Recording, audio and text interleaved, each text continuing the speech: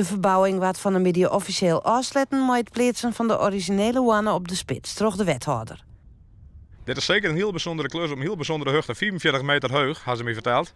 En we hadden warm mij, maar ik ging vader die richting in. En toen waaide het aardig meer. En toen dacht ik dat circa 20 centimeter op de dag kwam, maar weer de steiger. De Antoniuskerk is een van de 3 kerken in Friesland met een stenen dak dat oerint in de Toer. Het bijzondere dak smiet de nedige uitdagings en ook gevaren op. De Toer en omjouwing wie een afzet vanwege vallende stiensplinters. Het onderhoud wie dan ik het nedig. De voegenlijn erop bepaalde ik gewoon compleet uit. Het werd er heel wat inslag hier. Dus we hadden de nodige aanpassingen in.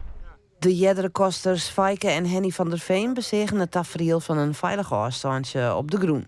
Het kostersduo is al 50 jaar verbonden aan de Antoniuskerken en had een speciale baan met het bouwwerk. We hebben zoveel jaren van alles ermee beleefd eigenlijk. We hebben gezien dat er injecteerd is worden met hars en we hebben gezien dat de punten er worden west is. En ja, nou voor de zoveelste keer weer in de steigers.